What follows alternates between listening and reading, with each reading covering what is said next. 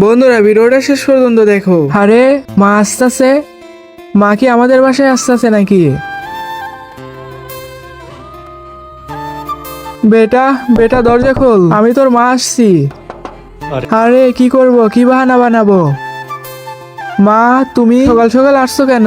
হ্যাঁ বেটা, আমার শরীর অনেক বেশি খারাপ, আমি কিছুদিন তোর বাসায় থাকবো। মা বাসায় থাকবে কোনো সমস্যা নেই, কিন্তু তোমার বৌমা তো বাসায় নেই, আমি হোটেল থেকে খাবার কিনে খাইতেছি, এখন আমি তোমারে কিভাবে রাখবো? তুমি একটা কাজ করো, হয় ছোট ভাইয়ের বাসায় যাও, নয় বোনের বাসায় যাও। ঠিক আছে বেটা, কোনো সমস্যা নেই। তাহলে একটা কাজ কর, আমাকে তোর বোনের বাসায় রেখে আয়। ঠিক আছে আম্মু, চলো তাহলে। যাক ভাই, বেঁচে গেছি। চলো মা।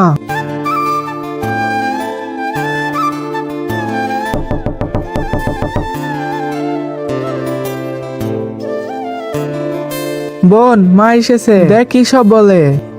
বেটি, আমার শরীর অনেক বেশি অসুস্থ, আমি তোর বাসায় কিছুদিন থাকতে চাই। আরে মা, তুমি তো জানো আমার শাশুড়িকেই এক জায়গায় রাখে নাই, তোমায় এখন কিভাবে রাখি বলো? মা আমাকে মাফ করো, তুমি ছোট ভাইয়ের বাসায় গিয়ে থাকো।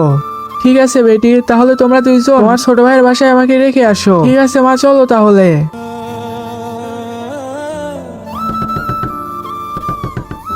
মা বেটা, কিছুদিন ধরে আমার শরীর অনেক বেশি অসুস্থ, আমি কিছুদিন তোদের সাথে থাকতে চাই, তুই কি আমাকে তোর বাসায় থাকতে আপনার আঙ্গুলটা কি সত্যি পচে যাবে আমার এই পবিত্র কোরআনকে একটা লাইক, একটা কমেন্ট আর একটা শেয়ার করলে? আমি তোমাকে তো আগেই বলছি তুমি আমার কাছে এসে থাকো, গ্রামে কেন থাকতে হবে? ঠিক আছে মা, তোমার তো থাকার ব্যবস্থা হয়ে গেছে, তাহলে আমরা বাসায় যাই। হ্যাঁ বেটা যাও। বেটা নে, এই ব্যাগটা খোল।